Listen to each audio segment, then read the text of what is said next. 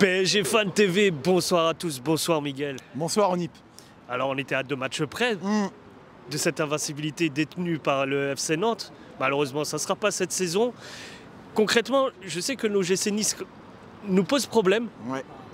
Les saisons s'enchaînent. Et là encore une fois ce soir, qu'est-ce que pour toi tu remarques qui fait qu'il nous met quand même tout de même à défaut? Tu te rappelles le match aller, on avait fait un match nul difficile, un partout, Ouais. où Nuno Mendes avait égalisé après un corner en 2 temps. Et la saison dernière, on avait perdu 3-2 au Parc, mais c'était en début de saison. C'est ça. Et là, ils ont été très bons dans nos points faibles, c'est-à-dire la mauvaise gestion de profondeur dans le dos. Exactement. On est très naïf au niveau défensif.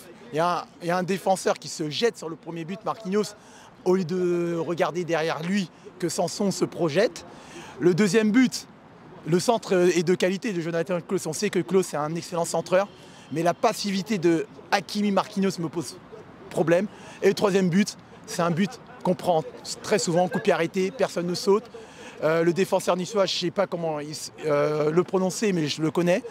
Tout seul, il a le temps d'ajuster, de décroiser sa tête.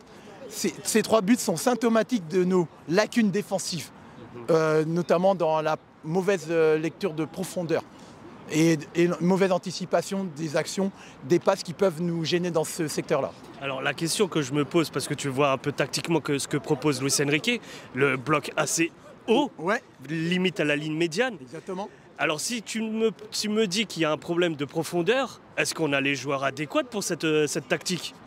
Oui, en plus, tu vois, le but qu'on prend, en fait, c'est un coup franc de Nice, en fait. Bien sûr. C'est un coup franc vite joué. Donc, il y a déjà un manque de concentration. Parce qu'en plus, sur le coup franc, on voit que Vitinha et Neves, ils parlent. Donc, déjà, tu te sors un peu du match. Oui, bien sûr. 2 milieux de terrain. Donc, les deux ne se replacent pas. Donc, il y a déjà un trou. Donc, les défenseurs essayent de pallier là-dessus. C'est pour ça que Marquinhos, il se jette. Comme les 2 milieux ne sont pas revenus, forcément, Sanson, qui était milieu de terrain, il se projette, il s'incruste dans le trou, et ben il marque.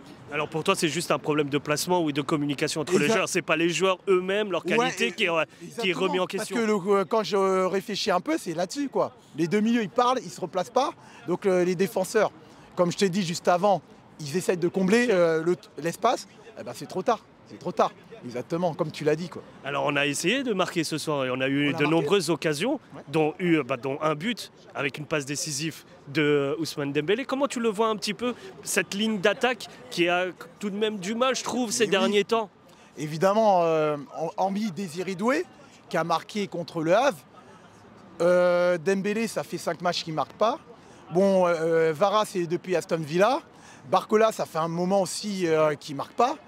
Là, et quand tu vois l'action que rate Barcola en fin de match, où Dembélé passe sur la première frappe où Bouka fait un super arrêt, mais la deuxième où il croise trop, c'est un peu embêtant, je trouve.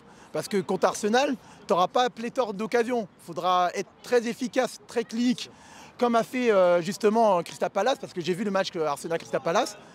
Crystal Palace, même s'ils ont raté quelques occasions, mais Mateta qui vient d'entrer, C'est ça. il a une opportunité, il voit que Raya est trop avancé après l'erreur de Saliba. Très efficace, très clinique.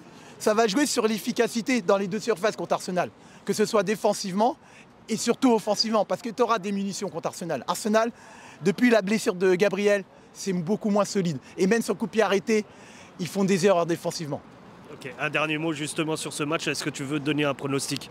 Alors pour moi, ça va jouer sur notre faculté à bien défendre sur les temps forts d'Arsenal. Ok. Parce qu'Arsenal aura des temps forts. Et si on fait comme on a fait à Liverpool au match retour, qu'on ne prend pas de but sur leur temps fort comme on l'a fait, et qu'on par la suite on marque après leur temps fort, là ils vont douter Arsenal. Arsenal, c'est pas une équipe qui a un gros mental quand ils sont menés. Ok, Voilà, c'était pour te dire ça.